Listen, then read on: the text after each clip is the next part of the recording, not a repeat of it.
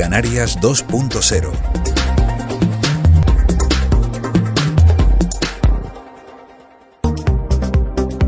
La retama del Teide en peligro. Canarias 2.0 con los investigadores de las islas. Ciberacoso, un grave problema en la era digital. Ecobertura, nueva startup canaria del sector primario.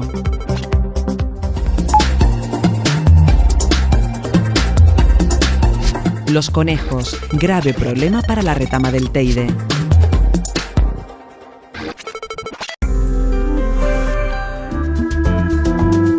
Proyecto FIMAC patrocina este programa.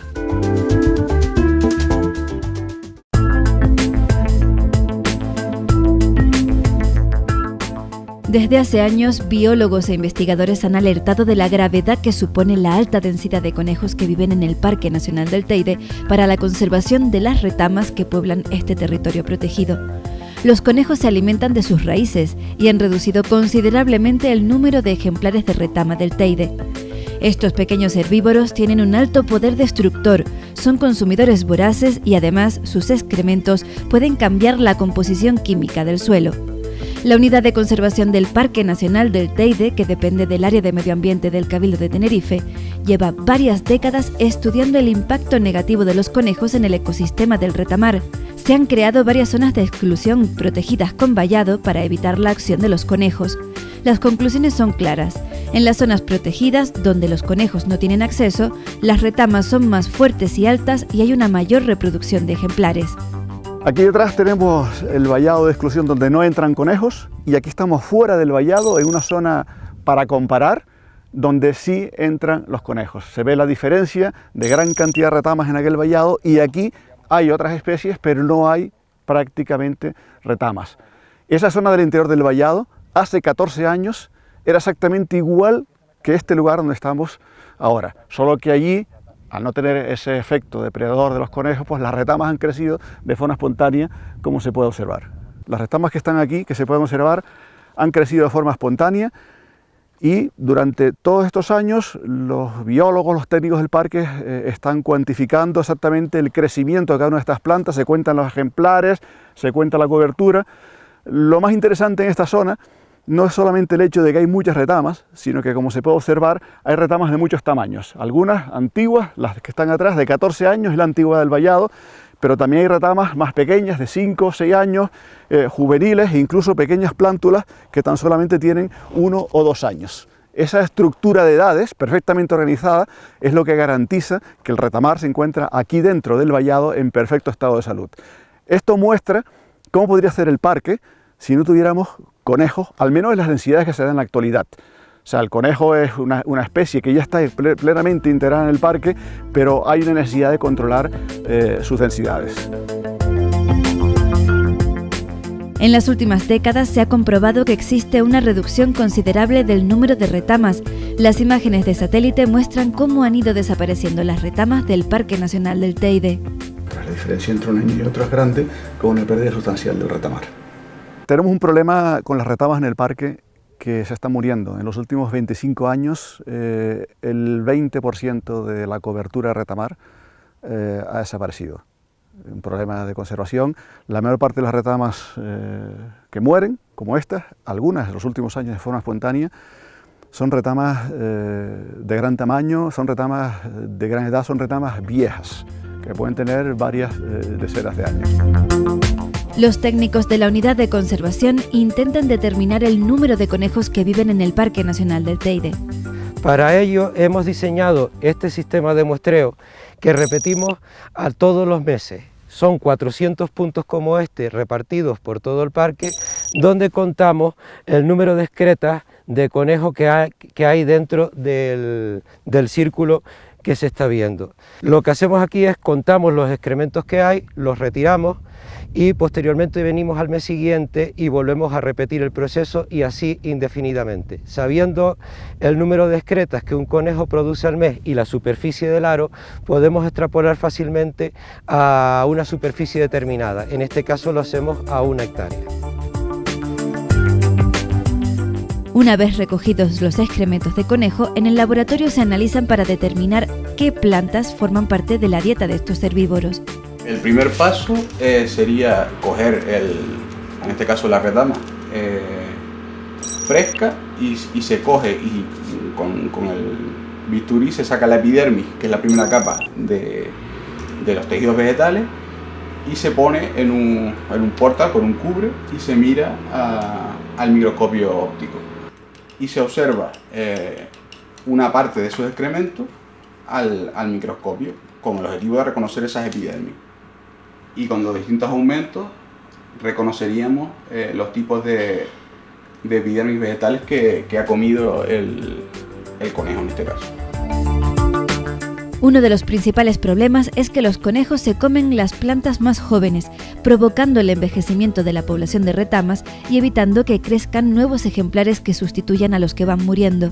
El consumo directo de las plántulas por parte de los conejos tiene repercusión en la tasa reproductora de las especies. Dentro del estudio de la posible incidencia del conejo en el ecosistema, tenemos que tener en cuenta la potencialidad que tiene ese ecosistema de recuperarse.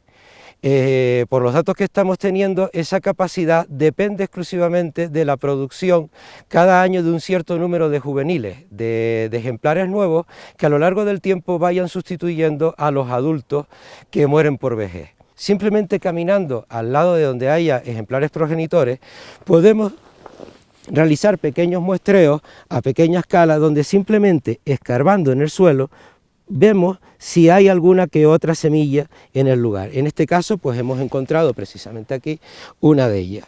Podemos llegar a estimar el número de semillas que hay en un momento determinado por metro cuadrado o por una determinada superficie, y a partir de ahí calcular lo que el ecosistema es capaz de producir.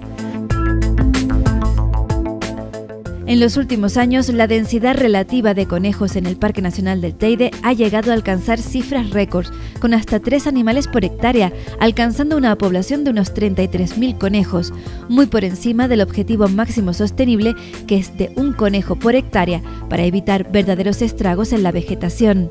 La caza se ha convertido en una herramienta útil para controlar esta sobrepoblación de conejos. Queremos controlar las poblaciones de conejos, no se va a erradicar, es muy difícil, pero sí controlar sus densidades para que no afecten a la flora.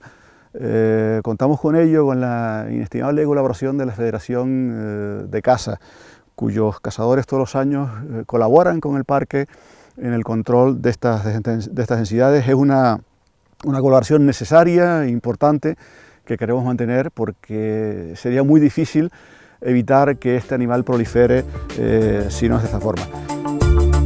Esta investigación desarrollada por los técnicos de la Unidad de Conservación también ha tenido aplicaciones prácticas para recuperar retamas afectadas por incendios forestales. Hemos aprendido de que las zonas que son objeto que son pasto del fuego, pues la recuperación se acelera si vallamos el sector quemado, y así conseguimos que el ecosistema se regenere en ausencia de herbívoros. Aquí tenemos una parcela que se quemó hace 6 años aproximadamente, se valló al poco tiempo de producirse el incendio, y con las primeras lluvias se produjo toda esta explosión de retamas, las cuales tienen ahora mismo pues unos 5 años de edad. El objetivo de estas acciones de conservación es controlar el aumento masivo de conejos en el Parque Nacional del Teide y devolver al retamar su esplendor y densidad habituales.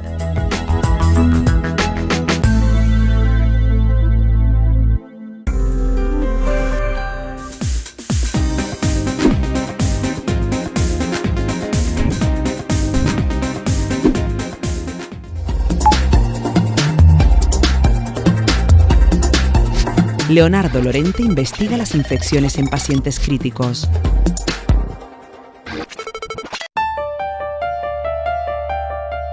Hoy visitamos el Hospital Universitario de Canarias para conocer el trabajo que desarrollan los investigadores de la unidad que estudia la infección en el paciente crítico. El doctor Leonardo Lorente es el investigador principal. Lleva 10 años investigando la sepsis, una respuesta inflamatoria del organismo ante una infección grave que puede llegar a ser mortal si no se trata a tiempo y de forma adecuada. Nos preocupa muchísimo la sepsis. Sepsis significa infección grave que puede afectar a diferentes órganos y puede conllevar la muerte del paciente.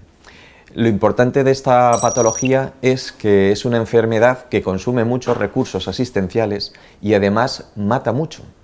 Aproximadamente en todo el mundo pueden ocurrir al año unos 24 episodios de sepsis, de infección grave, y aproximadamente 8 millones de personas fallecen en todo el mundo debido a una sepsis, a una infección grave. Es decir, es un tema importante. Viniendo más cerca a nosotros, en todo el territorio nacional, pueden acarrearse unos 50.000 episodios de sepsis en todo el año, y de estos, pues unos 17.000 pacientes mueren en el territorio nacional en un año. Unos 6 millones de niños en todo el mundo, recién nacidos o en el periparto, fallecen por culpa de infecciones, de sepsis grave. Entonces, debido a esto, hay un gran interés a nivel mundial por abordar la sepsis desde diferentes puntos de vista. La prevención, diagnóstico precoz, tratamiento, cómo mejorar el tratamiento y también cómo poder predecir cuál es el riesgo que tiene un paciente de fallecer ante una infección, ante una sepsis grave. Y en estos puntos se está centrando la investigación a nivel mundial y nosotros también estamos interesados en diferentes aspectos de esta investigación. ¿Cómo se produce una infección? Una infección aparece debido a que un microorganismo que está fuera del cuerpo entra dentro del cuerpo y se reproduce dentro del cuerpo, y nuestro organismo, nuestro cuerpo, intenta localizar esa infección, luchar contra ese germen y la mayoría de las veces se vence. Nos curamos de la infección sin ningún tipo de problema. Pero en algunas infecciones, las infecciones graves, desarrollan un cuadro que se llama sepsis, y en este cuadro lo que se produce es una respuesta inflamatoria global de todo el cuerpo. No solamente es una inflamatoria focal en el órgano donde se produce la infección, sino que se produce la inflamación en todo el cuerpo y debido a esto se producen alteraciones en los órganos que hacen que fracasen su función, dejen incluso de funcionar y por lo tanto los pacientes fallecen. Y fíjese, un paciente de cada 3 fallece cuando tiene una infección grave. Es decir, estamos hablando de una enfermedad que mata mucho. Además, estos pacientes con infecciones graves deben de ser tratados en la UBI con el consumo de recursos que conlleva. Cada día de estancia en UBI supone aproximadamente unos 3.000 euros diarios. Y por eso estamos hablando que cada episodio en España supone unos 17.000 euros por cada infección grave, que supondrían cerca de los 1.000 millones de euros anuales en el territorio nacional. Una infección puede introducirse en el organismo por vía aérea, cutánea o digestiva. La infección puede entrar dentro del cuerpo por diferentes vías. Bien por una herida, entonces ahí la piel se ha roto y es una puerta de entrada para que los gérmenes entren por ahí, o también puede entrar por las vías respiratorias.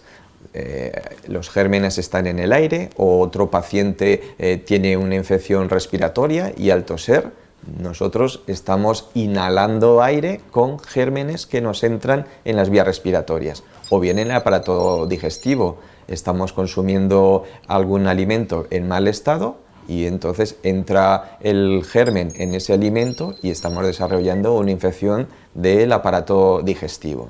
Lo más importante es evitar que los gérmenes nocivos entren dentro del cuerpo. Por ello hay que desarrollar una labor importante de prevención. Los hospitales no están libres de infecciones. Un paciente puede sufrir una infección durante su ingreso. Los pacientes que están dentro de un hospital habitualmente requieren de una serie de medidas invasivas para su tratamiento. Algunos pacientes requieren de introducirles un tubo por la boca y conectarles a un respirador. Esto puede provocar neumonías, que son infecciones respiratorias asociadas a la máquina, asociadas al respirador. También en ocasiones es necesario ponerles catéteres dentro de los vasos, dentro de las venas, para pasarles la medicación, los antibióticos, los sueros, etc. Y entonces estos catéteres también pueden ser fuentes de infección de un hospital. Y, por desgracia, también algunos pacientes necesitamos que se les coloquen una sonda urinaria y pueden desarrollar una infección urinaria debido a la sonda. Los investigadores han dado con procedimientos que ayudan a reducir el riesgo de infección en los hospitales. Ya se aplican protocolos en los hospitales de las islas que han cosechado resultados exitosos. El proyecto Bacteriemia Cero, que se empezó en el 2009, ya ha conseguido disminuir la tasa de bacteriemias, que son infecciones en la sangre por los catéteres en vena, a la mitad. Y el proyecto Neumonía Cero, que empezó a nivel nacional en el 2011, también ha conseguido disminuir casi a la mitad la tasa de infecciones respiratorias, de neumonías, asociadas al respirador. Me gustaría reseñar que esta línea de investigación que ya empezamos hace 10 años se ha desarrollado no gracias a una o dos personas, sino que hay un grupo de personas importante que están trabajando en esto.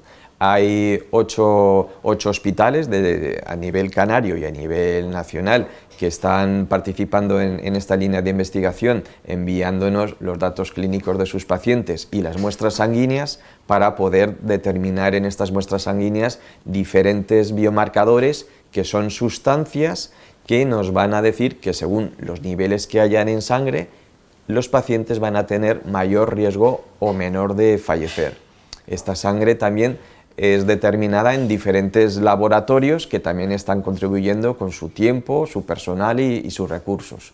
Y además estamos contando con becas del Instituto de Salud Carlos III, que ya llevamos varias convocatorias que nos las están concediendo y gracias a esto pues estamos obteniendo los fondos para poder hacer estas determinaciones, y es una línea que ha generado ya bastantes artículos en revistas científicas de impacto, ya más de 20 artículos. En los últimos 10 años ha originado 10 premios a nivel de Congreso Nacional de nuestra especialidad, y sobre todo, y lo más importante, es que gracias a esto se van a beneficiar en un futuro, esperamos no muy lejano, los pacientes, porque gracias a esta línea estamos determinando qué sustancias se asocian con la mortalidad de nuestros pacientes, que insisto, 1 de cada 3 fallece por estas infecciones graves, y en un futuro inmediato se podrían iniciar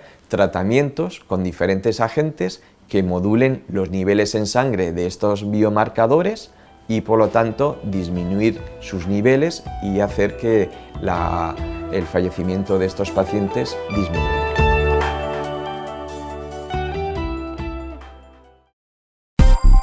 En La Laguna, en Tenerife, en la calle Luis Álvarez Cruz, se encuentra K Electrónica, el mundo de robótica, de impresoras 3D. Y por aquí tenemos a su encargado, a Ruimán Guanche. Ruimán, ¿qué tal? ¿Qué es K Electrónica? Pues mira, K Electrónica, además de dedicarnos a lo que ya sabemos de impresoras 3D, venta de consumibles y robótica educativa, también damos asesoramiento, damos soluciones. Estamos tratando de acercar aquí a Tenerife, pues todo aquello que comprabas antes en esas páginas de internet, lo tienes aquí. K Electrónica además tiene unos kits importantísimos, personalizados para la enseñanza educativa, que podemos adquirir en K Electrónica, consumibles, impresoras 3D, o sea que ya lo saben, todo en robótica educativa e impresión 3D, K Electrónica en La Laguna.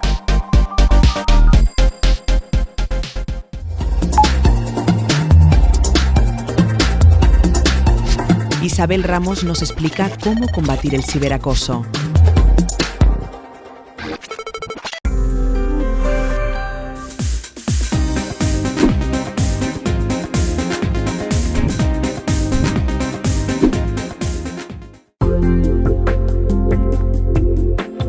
El acoso escolar es un grave problema que cada vez preocupa más a nuestra sociedad. Niños y adolescentes acosados por otros compañeros o incluso adultos que viven un auténtico infierno en sus centros educativos. Las nuevas tecnologías que tantas ventajas nos ofrecen, mal utilizadas, han agravado el problema del acoso escolar con la aparición del ciberbullying o ciberacoso. El ciberacoso implica daño recurrente y repetitivo infligido a través de los medios electrónicos, usando herramientas digitales para atacar a otra persona, divulgando información falsa o íntima con el objetivo de hacer daño. lo que está ocurriendo en los patios y en las aulas se va a trasladar a las redes sociales, se va a trasladar a ese mundo virtual, ¿vale? Entonces tenemos una situación en la que el niño o la niña está sufriendo una situación que no solo es las 8 horas que está en la escuela, sino que se prolonga durante todos los días de la semana. ¿Qué puede ocurrir? Pues que estos niños, estas niñas empiezan a recibir mensajes amenazantes o mensajes simplemente pues de ridiculización o que se empiecen a difundir imágenes privadas o imágenes pues, o memes o cualquier tipo de contenido que el objetivo que tiene es ridiculizar a esta persona. ¿Qué pasa? Que en el patio de un colegio pues la difusión es la que es la de los que están allí. En las redes no pasa eso, en las redes la difusión es infinita, con lo cual el daño que se hace con este tipo de acoso se multiplica. Todo llega a muchísimas más personas, dura muchísimo más tiempo y a veces incluso, aunque el niño o la niña cambie de colegio, cambie de instituto, que por desgracia muchas veces pasa esto, ¿no? Que es la persona que es acosada la que tiene que abandonar el centro, aunque se vayan, lo que ocurre es que esto los persigue y entran en otro centro con toda esta reputación digital de haber sido acosados en redes. ¿Cómo podemos detectar si un menor sufre acoso? Los niños, los adolescentes que sufren acoso escolar muchas veces van a presentar síntomas de depresión, de ansiedad. Evidentemente pues no van a querer la mayoría de las veces ir al colegio, que es uno de los primeros síntomas que podemos detectar. Y bueno, vemos que estas secuelas a veces duran muchísimo tiempo, ¿no? Duran incluso hasta la edad adulta. De hecho, los profesionales muchas veces atendemos personas ya adultas que están sufriendo las secuelas de haber padecido acoso escolar en la infancia o en la adolescencia. Creo que cada vez va habiendo más conciencia sobre la importancia del acoso escolar. Creo que hay muchos centros que están cada vez intentando implementar programas para la prevención del acoso escolar, pero creo que hay muchísimo camino por recorrer. Muchas veces es la persona acosada la que tiene que abandonar el centro. Muchas veces hay centros que igual no lidian del todo bien con la problemática, que es bastante compleja a nivel de centro de gestión y sobre todo a nivel de prevención, pues el establecer las figuras de los mediadores en los centros escolares suele ayudar bastante, el tomar conciencia del problema y sobre todo que los agentes que están en la escuela, que son los maestros, las maestras, los profesores, que estén muy pendientes y que se impliquen en detectar estos casos y en participar y en hacerlo visible, porque muchas veces el problema es que esto ocurre y queda por debajo y todo el mundo lo ve y nadie realmente hace nada porque todo el mundo siente que es problema de otro y realmente es un problema que es de todos, que es de los compañeros, que es de los padres, de las madres, del centro, de la dirección, de los profesores. Es un problema social, no es un problema de la persona que lo sufre o de la familia del niño que lo sufre. Si vemos o detectamos el más mínimo indicio de que está habiendo un acoso escolar, actuar, hablarlo, ponerlo en conocimiento y tener en cuenta que muchísimas veces los acosadores son niños o niñas que han sido a su vez acosados o que han sufrido agresiones, entonces hay que tener en cuenta que a veces también el que agrede ha sido agredido previamente. ¿Cuáles son los síntomas de un niño víctima de ciberacoso? Normalmente los niños y los adolescentes cuando tienen, por ejemplo, síntomas de tipo depresivo, lo suelen manifestar más con irritabilidad que con tristeza, entonces hay que estar pendiente pues, a todos estos síntomas de que de repente nuestro hijo o nuestra hija está mucho más irritable, lo que comentábamos antes, que no quiera ir al centro escolar, que pues de repente empecemos a ver cambios en conductas, que deje de hacer sus actividades de ocio normales o que deje de salir o que lo veamos más retraído de lo habitual. Siempre suele haber marcadores. Es muy complicado que un niño o una niña cuente que está viviendo una situación de este tipo. Una vez detectado que un menor es víctima de ciberacoso o acoso escolar, es recomendable recibir la ayuda de un psicólogo experto en este tipo de casos. Los especialistas trazarán un plan de actuación específico para tratar el caso particular de cada afectado. Los trabajos con los niños muchas veces son mucho más rápidos que con los adultos. Los niños hacen cambios mucho más rápido, pero hay que tener en cuenta que muchas veces los psicólogos estamos trabajando por ejemplo, con los síntomas de ansiedad, con un niño que igual sigue inmerso en esa situación. Entonces, muchas veces es muy complicado que consigamos mejorar cómo se siente la persona si todavía se encuentra en esa situación o resulta que ha cambiado de escuela y ha entrado en una situación similar. Entonces muchas veces dependerá también de lo que vaya pasando, pero en general los resultados suelen ser buenos y además los cambios terapéuticos en niños y adolescentes son muchas veces bastante rápidos. La psicóloga Isabel Ramos nos da algunos consejos para padres y madres de niños que son víctimas de acoso escolar o ciberacoso. Con respecto a los padres, que mucha comunicación, mucho estar muy pendientes, no dar por hecho que cuando vemos que algo le está pasando a nuestro hijo, que hay algo que es diferente, algo que ha cambiado, no dar por hecho que es por la edad del pavo, que es por la adolescencia, sino indagar, ver qué está pasando, ver si hay algo que necesita atención, intentar mantener una comunicación muy fluida con los docentes, intentar estar presente también en la vida escolar, saber qué pasa, saber cómo se gestiona nuestro hijo, cómo convive con los compañeros y hablar mucho con tutores, con maestros que en general son profesionales maravillosos y están implicados en el cuidado de nuestros hijos, y hacer piña con ellos ayuda a que podamos prevenir el acoso escolar.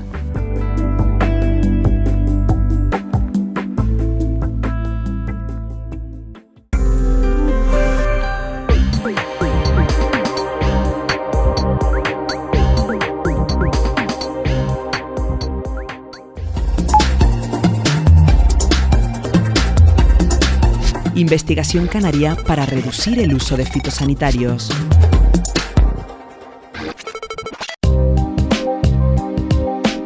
Hoy conocemos una nueva startup canaria creada en 2016 y que cuenta con un gran potencial de desarrollo y expansión en el sector de la química orgánica, Ecobertura.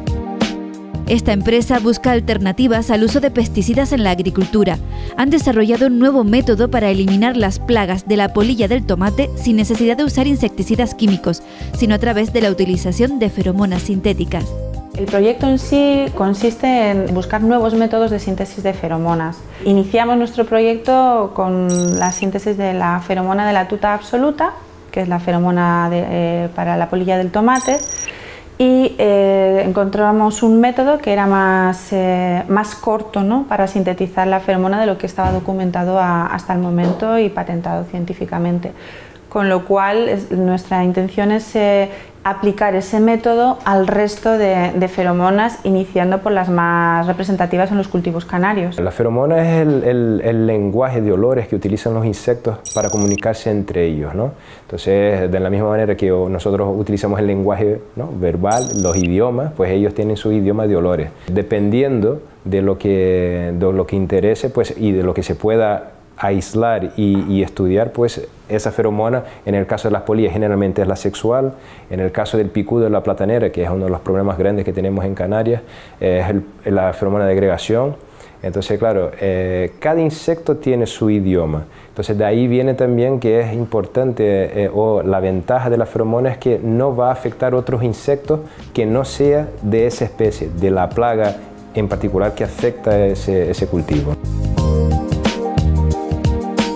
El objetivo de Ecobertura es fomentar una agricultura mucho más sostenible que utilice métodos respetuosos con el medio ambiente. Intentar reducir el uso de los fitosanitarios en el sector primario, en la agricultura. Como bien se sabe, cada vez se está demostrando más la repercusión que tiene el uso excesivo de los fitosanitarios, tanto a nivel medioambiental como a nivel de salud, pues es muy importante. Y lo más llamativo de todo esto es que en Canarias, además, somos la comunidad autónoma que más fitosanitarios utiliza kilogramo por hectárea, porque es por el espacio, con lo cual buscando, mirando, informándonos y tal, dijimos, bueno, pues quizás es un momento interesante para intentar llevar el proyecto a cabo y sobre todo aquí en Canarias que podríamos intentar mejorar eso. Desde un punto de vista sintético lo que nosotros hacemos es construir moléculas, ¿vale? Nuestra idea siempre es construir moléculas que son complejas a partir de moléculas mucho más sencillas, comerciales, ¿vale? Y generar un alto valor añadido. Como analogía podemos decir que lo que hacemos es como construir una casa. Cuando uno construye una casa necesita ladrillo, columnas, pilares, cemento, agua. Nosotros lo que hacemos es utilizar los compuestos, las moléculas más sencillas posibles, más baratas, intentar además realizar el proceso de construcción de esa molécula compleja, que es la feromona, en el menor número de etapas posible, de la manera que sea más eficiente, con mayor economía atómica, para que los procesos sean con mayor rendimiento y más eficientes, ¿no? De manera que tengamos menores costes de producción. El método de ecobertura ofrece múltiples ventajas a los agricultores canarios.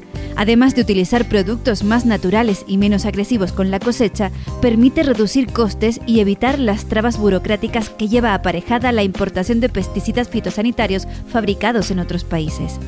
Te lo frenan en aduanas, no te dejan, se estropean, hay que mantener frío porque tienen una cadena de frío que te conserva, ¿no?, el producto para que sea más eficaz y eficiente.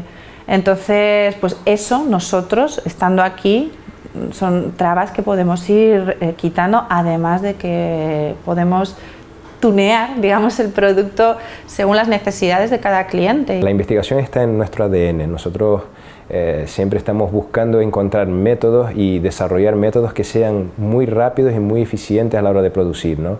Entonces, con eso el objetivo de eso es conseguir bajar los costes de producción y hacer que la feromona, democratizar el uso de la feromona y que de eso sea un producto asequible a todo y cualquier agricultor. Cuanto más eficiente sea nuestro proceso, vamos a tener menos residuos, tanto a la hora de purificar, a la hora de disolventes que usamos para llevar a cabo las reacciones.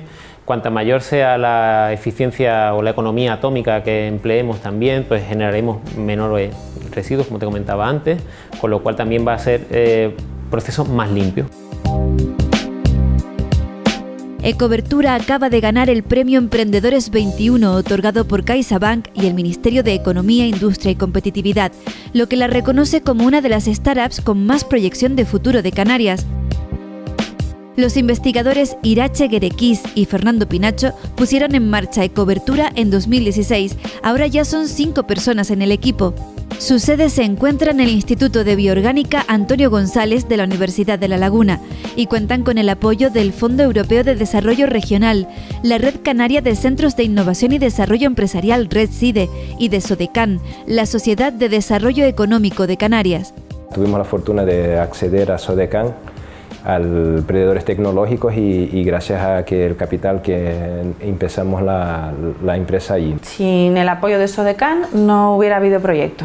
SODECAN inició, bueno, lo cierto es que Fernando y yo acudimos a la Cámara de Comercio, junto con la Red CIDE, dentro de la Cámara de Comercio nos acompañaron a SODECAN y nos dijeron que podíamos entrar en la línea de emprendedores tecnológicos, a la cual nos presentamos en el año 2016 y nos la concedieron, con lo cual, con un préstamo participativo, iniciamos lo que sería el proyecto, ¿no? La creación de empresa, el buscar un espacio como en el que estamos dentro de la Universidad de La Laguna, y conseguimos un acuerdo con ellos, con la universidad, para habilitar el laboratorio y poder adecuarlo a las necesidades de lo que sería una fabricación industrial, puesto que es de investigación el edificio, pero sí que necesitábamos mejorarlo un poquito. La cosa más importante que me traslada a este proyecto es que sé que estamos actuando sobre plagas que afectan en Canarias, que estamos pudiendo llevar a estos agricultores una herramienta para que puedan hacer un mayor control o un mejor uso de lo que serían pesticidas y demás, porque nosotros podemos a través del monitoreo saber cuándo tienen que usarlo, cuándo no es necesario que lo usen, y a la larga, pues bueno, yo vivo aquí, como fruta de aquí, entonces el hecho de saber que lo que estoy comiendo también está más limpio para mí, para el resto de personas que viven en las islas, pues la verdad es que es un orgullo. Ecobertura ya trabaja para erradicar nuevas plagas. Actualmente están validando en campo su método con otras 7 feromonas para combatir de forma natural a otros insectos que atacan a los cultivos de las islas.